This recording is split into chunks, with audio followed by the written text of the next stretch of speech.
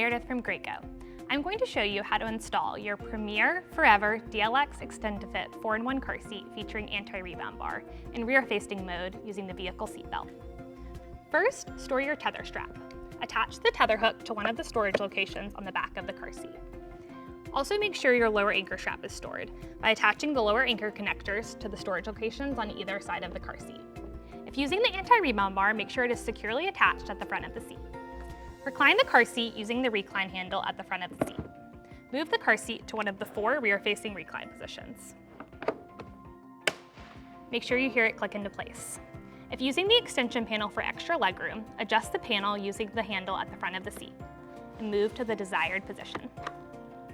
Place the car seat rear-facing in your vehicle. Make sure the base of the car seat is flat on your vehicle seat. Check the level indicator to make sure the bubble is entirely in the blue zone. If it's not, adjust the recline. Place the car seat back flat on the vehicle seat.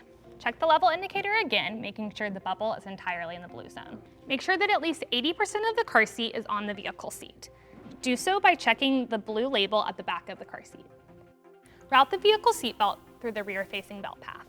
To easily access the belt path, you can lift the seat pad in the center of the seat.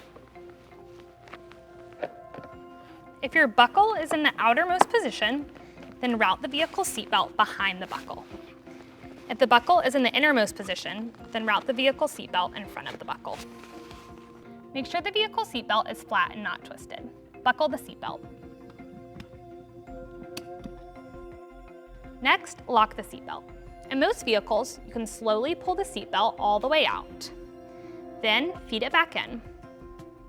Pull on the seat belt. It should be locked into place now. To tighten the vehicle seat belt, press firmly down on the center of the seat and pull the shoulder belt towards you. Feed the seat belt back into the retractor and continue to pull the seat belt to tighten. Test for tightness. At the belt path, move the seat side to side and front to back. It should not move more than an inch in either direction. Recheck the level indicator to make sure it's still in the blue zone. Now you're ready for baby. Now that your seat is installed, you're ready to buckle your child in. You want to check for proper harness height. When in rear-facing mode, the harness straps should be at or just below your child's shoulders. If you need to adjust the harness straps, do so using the lever at the top of the seat. Then connect the buckle and connect the chest clip.